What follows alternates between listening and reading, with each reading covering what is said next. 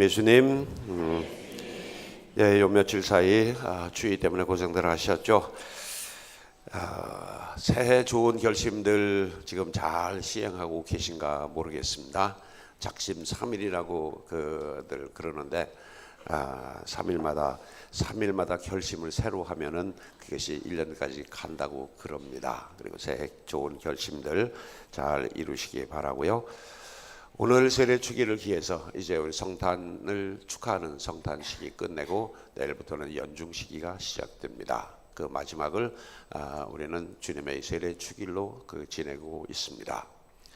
지난주일 주님의 공연주일은 주님께서 공적으로 이 세상에 당신의 모습을 드러내시고 그분은 이제 이스라엘의 그 구세주 메시아일 뿐만 아니라 온 세상 모든 사람의 메시아가 되신다라는 말씀을 드렸습니다. 세상에 자신의 모습을 드러내신 그분이 어떤 분이신가를 오늘 세례 축일 때 다시 한번 우리가 확인을 하게 됩니다. 성령께서 비둘기 모양으로 내려오시고 그리고 하늘에서 소리가 들려왔다고 그러죠. 너는 내 아들, 내가 가장 사랑하는 아들이다 라는 그 말씀을 통해서 그분이 어떤 분이신가를 우리에게 선언하는 또 그런 날이기도 합니다. 루카복음보다는 마테오복음이 비교적 상세하게 예수님의 그런 세례 장면을 이제 전합니다. 예수님께서 다른 사람들과 이제 섞여서 그 세례자 요한에게 세례를 청하자 세례자 요한은 그분을 알아보고 내가 당신께 세례를 청해야 할 텐데 어째서 당신께서 나에게 이렇게 오십니까? 못합니다 라고 일단 거절을 하죠. 그러자 예수님께서 지금은 그대로 해두는 것이 좋겠습니다 라고 해서 세례자 요한이 예수님께 세례를 베풀어 주십니다. 그러자 하늘이 열리고 또 그 성령께서 비둘기 모양으로 오시면서 이는 내가 가장 사랑한 아들이다라는 그런 말씀이 들려왔다고 전합니다. 역사상 성부, 성자, 성령께서 동시에 한 자리에 그 모습을 드러내신 일은 주님의 세례 장면 때 이게 유일합니다. 성부, 성자, 성령에 대한 삼위일체 그 교리를 얘기할 때 우리가 예수님의 세례 장면을 이게 함께 이야기를 합니다. 근데 세례자 요한은 왜 예수님께 나는 당신께 세례를 못 드리겠습니다 라고 처음에 거절을 했을까요? 그리고 예수님께서는 왜 굳이 세례를 받으셨을까? 상당한 깊은 의미가 있습니다. 우리들이 세례를 받는다 하면 또 다른 사람들이 세례를 받는다는 그 의미는 내가 죄에서 벗어나고 이제 깨끗한 영혼으로 다시 태어난다는 것을 의미합니다.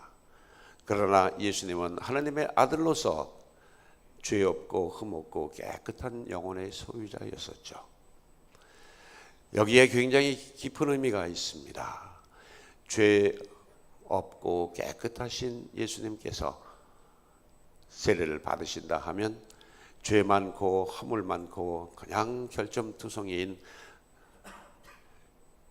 우리들의 세계, 죄인들의 세계로 당신께서 직접 들어오셨다라는 그런 의미가 있습니다. 당신께서 우리들의 세상에 오셔서 오늘 그 제1독서의 이사야 예언자가 얘기했던 것처럼 약한 사람들의 마음을 그 위로하고 세상에 등불이 되고 빛이 되고 사람들을 위로하는 그 역할을 이제 하신다는 그런 의미가 되겠습니다. 죄 없는 예수님께서 죄인의 세계에 들어오셔서 그들과 함께 하시면서 그들의 아픔을 위로하고 하나님의 정의를 세상에 펼치는 그 일이 예수님께서 세례 받으신 가장 큰 이유라고 할 수 있겠습니다. 바로 우리들의 세례도 비슷한 의미를 지녀야 할 겁니다. 이제 내가 세례 받고 모든 죄를 용서받고 하나님의 그러한 그 인호를 내가 이렇게 받고 그리고 우리는 다시 죄 많은 세상으로 다시 파견된다는 그런 의미가 되겠습니다. 죄인에서 벗어나서 깨끗한 영혼이 된 우리는 이제 죄 많은 세상으로 혼탁한 세상으로 가서 예수님께서 전하셨던 그러한 그 말씀 사람들을 위로하고 사람들과 함께하면서 그들의 고통에 함께 아파하고 그리고 하나님께서 주시는 사랑을 전하는 그런 사람들이 되라는 그런 의미가 되겠습니다. 오늘 여러분들에게 세례받을 때에 그 느낌을 한번 좀 가지고 한번 다시 신앙 고백 예식을 갖겠습니다. 우리가 세례 갱신식이라고 표현하는 그런 그 일입니다. 여러분들이 세례 받을 때 나는 하나님의 자녀로서 자유를 누리기 위하여 죄를 끊어버리겠다고 약속을 하셨고, 또 전능하신 천주 성부 성자 성령을 믿고, 그리고 정말 그분의 이름으로 내가 세상을 참 아름답게 살아가고 싶다라는 그 결심을 고백을 하셨죠. 그때 사제는 그들의 이 고백과 믿음을 보고 그들에게 나는 누구누구에게 성부와 성자와 성령의 이름으로 세례를 줍니다라고 해서 물로 그에게 세례를 줍니다. 그리고 그 사람 머리 위에 크리스마 성류를 이렇게 바르면서 너는 이제 하느님의 소유가 되었다. 하나님께서 너를 불러서 이제 너를 하나님의 아들, 딸로 삼아주셨다라는 그 표시로 머리에 기름을 발라주죠. 우리는 그것을 인호라고 부릅니다. 세례를 받으면 우리 그냥 쉽게 얘기합시다. 우리가 영혼이 우리 몸 전체라고 이렇게 하고 친다면 우리의 이마에 거룩한 십자가표가 불도장이 꽉 찍혀갖고 죽을 때까지 안 없어지는 게 그게 바로 주님의 인호입니다. 아침에 이 얘기를 했는데요, 어떤 분이 미사 끝에 찾아오셨어요. 시모님 참 이상하죠. 저 이런 경험이 있습니다 하면서 말씀을 하시는데, 7살 때 뭐 아무것도 모르고 이제 엄마 아빠 끌려서 세례를 받고, 그리고 어디 시골로 이사 가는 바람에 전혀 성당에 나오지 못하고 30년간을 그냥 이렇게 살고 불교 집안으로 시집을 갔는데, 어느 날 전보로 갔답니다. 용한 막 갓 신이 내린 그 용한 점쟁이가 있어서 거길 찾아갔대요. 가서 이렇게 차례가 돼서 들어갔더니 이 점쟁이가 다른 사람한테는 뭐 이렇게 얘기를 해주더니 갑자기 자기를 보더니 고개를 팍팍팍팍 돌리면서 그 십자가 좀 띄고 와 그러더라는 거예요. 자기는 그때까지도 세례받은 것조차도 잊어버리고 있었는데 그 점쟁이가 십자가 띄고 오라고 그래가지고 깜짝 놀라서 그냥 나왔다고 그런 저기를 하는데, 저희들 어렸을 때는 그런 얘기 많이 들었어요. 무당이 굿을 하다가 천주교 신자가 나타나서 그 자리에 오면은 굿이 안 된다 그러면서 빨리 여기 저 천주교 신자들 빨리 꺼지라고 없어지라고 그런 얘기들 이렇게 많이 했었다고 어렸을 때 그런 얘기를 참 많이 들었습니다. 아마 우리 초대 교회에서는 초대 그 한국 교회에서는 이 하나님의 특별한 선물로 그런 식으로 어떤 미신 그 부분과 이렇게 많이 이렇게 부딪히게 그렇게 해 주셨던 것 같아요. 개신교 목사님들도 그런 얘기를 참 많이 합니다. 혹시 우리들 중에도 점집에 갔다가 그런 일을 당하신 분들도 제법 있지 않을까? 있으세요? 용감하게 한번 손 들어보세요. 있을런지 모르겠습니다. 여러분들 이마에는 하느님께서 너는 내 사람, 내 아들, 내 딸이라는 표시로 그어주신 이 십자가가 불도장처럼 확 박혀 있습니다. 항상 살아가면서 나는 이마에 십자 도장을 받은 사람이다라는 그런 마음으로 살아가 주셨으면 좋겠어요. 자, 그러면 우리가 내가 세례를 받을 때의 그런 이 마음과 결심 이런 것들을 생각하면서 그때 한 예절을 다시 한번 반복을 하겠습니다. 모두 자리에서 일어나십니다. 순서를 바꿔서 하겠습니다. 여러분은 천지의 창조주 전능하신 천주 성부를 믿습니까? 믿습니다.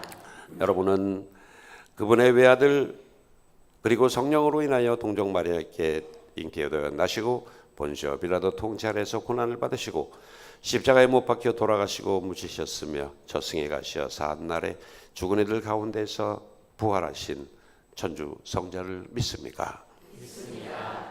여러분은 성령과 거룩하고 보편된 교회와 모든 성인의 통공과 죄의 용서와 육신의 부활과 영원한 삶을 믿습니까? 믿습니다. 여러분은 하나님의 자녀로서 자유를 누리기 위하여 죄를 끊어버립니까? 끊어버립니다. 죄의 지배를 받지 않기 위하여 악의 유혹을 끊어버립니까? 끊어버립니다. 죄의 불의인 마귀를 끊어버립니까? 끊어버립니다. 문제는 지금도 그렇게 살고 계십니까? 할 때 많은 분들이 고개를 팍 숙이세요. 자, 우리가 지금 했던 이 믿음의 고백과 또 끊어버리겠다는 그런 결심을 우리 다시 한번 되새기면서 시부님과 제가 여러분 사이를 지나가면서 성수를 뿌려드리겠습니다. 이 성수 지나갈 때 십자 성호 그으시면서 성수를 받고 그날의 감동을 다시 한번 이렇게 되새겼으면 좋겠습니다. 앉으시겠습니다. 강론이 끝난 줄 알았죠. 2부가 계속됩니다. 뭔가 좀 변화를 좀 주고 싶어서 한번 이 예식을 중간에 넣어봤습니다. 소설가 공선옥 씨가 자신의 세례받던 날의 느낌을 이렇게 표현했습니다. 미사 내내 어떻게나 눈물이 쏟아지는지 조금은 창피하기도 했다. 그래도 어쨌든 기분은 좋았다. 생각 같아서는 나는 한없이 울고만 싶었다. 내가 울고 있을 때 나는 내 속에서 한없이 착한 기운을 느꼈다. 그것은 어린애 같은 마음이었다. 내가 우는 것을 내가 누구한테 기대고 있다는 것과 같게 느껴졌다. 어린아이가 다쳤을 때 아픔이 다 나았는데도 부모 품에서 우는 것은 이제 그렇게 울어도 되기 때문인 것이다. 이제 맘 놓고 울어도 부모가 제 등을 어루만져 주기 때문에 내가 꼭 그런 기분이었다. 나는 울고 싶어서라도 성당에 가고 싶어졌다. 공감이 되세요? 울고 싶고 내 마음속에서 한없이 착한 기운을 느끼고 또 울고 싶어서라도 성당에 가고 싶다는 그런 마음이 오늘도 우리들 마음속에서 그냥 다 살아서 움직이면 좋겠습니다. 근데 내가 세례를 받았지만 지금은 아무 느낌 없고 또 특별히 내가 성당에서 이 성당 안에서 가졌던 마음과 밖에 나가서의 마음이 전혀 다른 사람으로 돌변한다면 세례의 의미는 이미 다 장롱 속에 들어가 버린 그런 걸 겁니다. 대부분이 아마도 우리가 그럴 겁니다. 고백성사 이 드릴 때 보면 미사 빠졌습니다. 끝. 무슨 코미디 하는 것도 아니고 옛날에 왜 뭐 하고서는 뭐 한 방 주워받고서는 끝 하고 뭐 그런 거 있었는데 성당 빠지는 것만 죄고 나머지 살아가는 그게 죄가 아니라고 생각하시는 분들은 다시 한번 잘 생각해 봅시다. 정말 내가 하느님의 불도장을 받고 그리고 그분의 아들 딸로 살아가는데 나에게 부족함이 없었는지, 나는 정말 그분의 마음으로 예수님께서 죄인인 우리 세계에 들어오셨듯이 우리도 이제 혼탁한 세상에서 하나님의 말씀을 전하고 하나님의 사랑을 전하는, 정의를 실천하는 그런 사람으로 우리가 세상에 파견된다면 내가 그런 사람으로 역할을 제대로 하고 있는지. 잘 못할 거예요. 그래도 실망하지 마시라고 좋은 예 하나를 소개해 드립니다. 내가 그렇게 살지 못해서 참 실망스럽다 생각하시는 분은 지금 제가 드리는 이 말씀을 듣고 위로로 삼고 앞으로는 좀 더 노력하면서 살아가 주셨으면 좋겠습니다.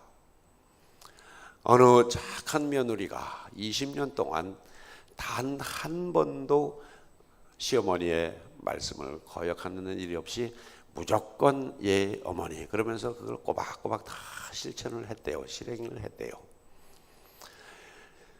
그러던 어느 날 이 시어머니, 이 며느리가, 시어머니가 얘야 이것 좀 어떻게 하라 그랬더니 저 못해요 딱 하면서 대들었답니다. 20년간 단 한 번도 얘 어머니 하던 그 며느리가 갑자기 어머니 저 그거 못해요 그러면서 얼마나 힘들었겠어요. 이 말에 기절을 했대요. 너무나도 힘든 그 말을 하느라고 그냥 온 신경이 집중됐는지 기절을 하더랍니다. 놀란 시어머니가 깨우고 주무르고 모막 이렇게 해서 겨우 이제 숨이 돌아와서 숨을 푹 내쉬더니 그 며느리가 하는 첫 마디가 이랬답니다. 어머니, 제가 그래도 세례받고 성당에 다녀서 요 정도지 아니었으면 사단이 나도 벌써 몇 번이 났을 겁니다. 그런 경험들은 있으시죠? 예, 내가 세례받고 성당에 다니니까 그나마 이 정도지. 적어도 그런 마음은 마음속에 꼭 갖고 살아가는 우리들이 되었으면 좋겠습니다. 아멘.